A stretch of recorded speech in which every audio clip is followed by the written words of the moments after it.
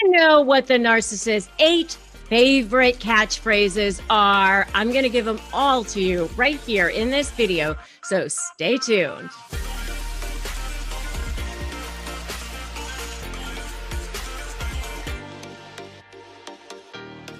Hi, I'm Rebecca Zung. I'm an attorney, I'm an author, and I'm a negotiation expert. But what I really focus on is negotiating with narcissists, toxic personalities, difficult personalities. I mean, hey, negotiating with easy people is, oftentimes kind of easy. It's easy to get along with easy people, right? It's the toxic, difficult ones that make your life completely miserable.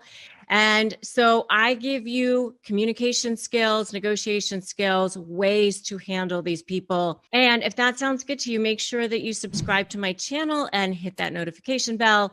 And that way you'll get notified when I upload new videos. All right, let's talk about those 8 favorite narcissist catchphrases. Number 1 is, "You can trust me." And normally they say this in response to something where you felt like you couldn't trust them. I will give you an example. I was in a small, very brief business with someone, and this person put money that was supposed to go into the business account. It was money that had been generated by the business into her own personal account.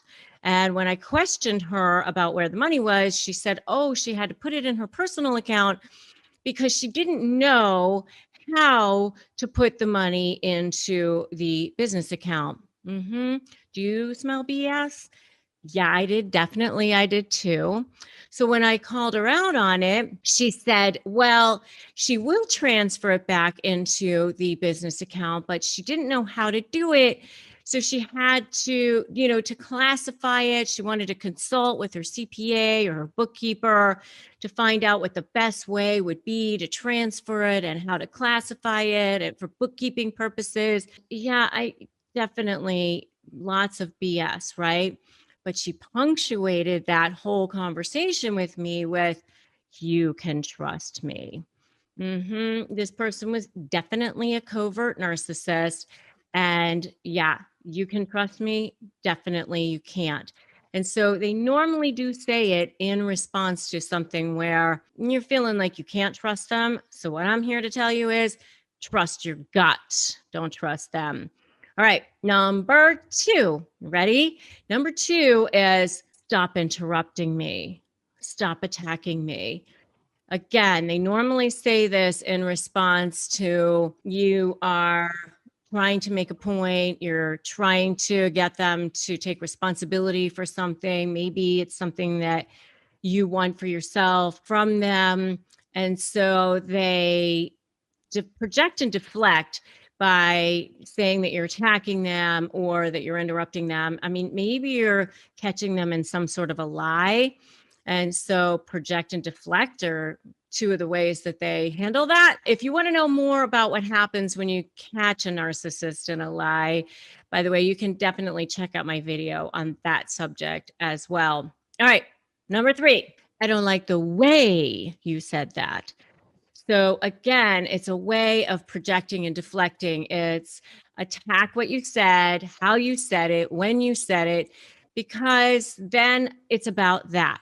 They want the conversation to not be about whatever it is that you wanted it to be about. They want to push it off into something else.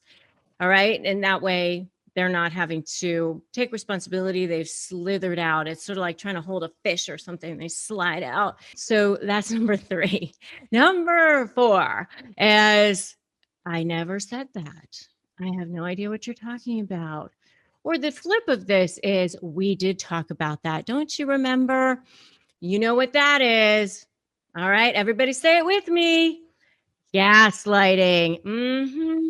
Yes, one of their favorites. Oh, yes, they love the gaslighting, especially the coverts. Really, they all love the gaslighting. But anyway, it's one of their favorite little tricks in their little bag of toxic tricks. So they'll say, I never said that, or I did say that.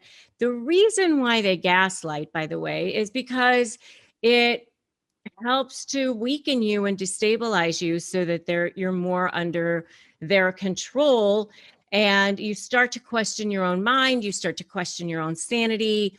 You start to believe that they know better and that you don't. And after years and years of it, it's, almost like you're having to deprogram your brain from being brainwashed, almost like a cult. So, it definitely takes some good therapy with a therapist who does definitely understand narcissism. I highly recommend that.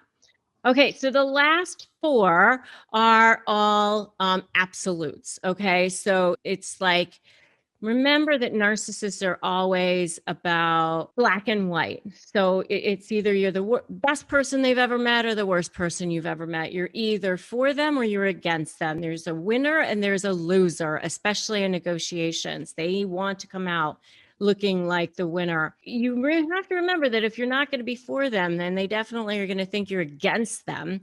And then you become public enemy number one. So the last four of the things that they say are absolutes because they love to speak in absolutes. So number 5 is no one else. No one else thinks that. No one else believes you. No one else says things like that. You're the only one. They want you to feel like you're ganged up on, like you're bullied on, like, they've got their flying monkeys all believing them. And that kind of leads me to number 6, which is everyone else. So everyone else thinks that I'm right. Everyone else thinks that I'm fantastic. Everyone else thinks I'm a great dad, mother, business partner, whatever else it is. Everyone else thinks I'm kind, wonderful. You're the only one who doesn't think that. Again, to weaken you, destabilize you, question your own mind, think you're crazy, feel ganged up on, feel controlled. It's a way to manipulate you, one up you, push you down, degrade you. That's what it's meant to do. All right. And if you think I'm spot on so far, give me a spot on in the comments. All right. Number 7. Number 7 and number 8 go together. It's number 7 is always and number 8 is never. And again, it's with these absolutes, I always do everything that I'm supposed to do. You never give me what I want, things like that. So it's always and never. They love to use these absolutes because it makes them feel powerful and makes you feel worse, which is the goal, right? They want that control over you, especially when it comes to negotiations. And so if you are negotiating with a narcissist or negotiating at all, grab my free Crush My Negotiation Prep Worksheet at winmynegotiation.com. It's 15 pages. It's an ebook. It's totally free. No reason not to go get it right now. Everyone has to negotiate at some point in their lives, even if it's negotiating with your own head in the morning or whatever all day long for your own self-worth, right? So grab the free worksheet. Also join my free private Facebook group, Narcissist Negotiators with Rebecca Zung. And I'll drop links to both of those down below as well. I'm Rebecca Zung. Thank you so much for stopping by. Remember to like this video, share it out, drop me a comment. And if you haven't subscribed, do that now. Just hit subscribe and hit that notification bell. Easy peasy. Remember, today is a great day to start negotiating your best life, and I will see you in the next video.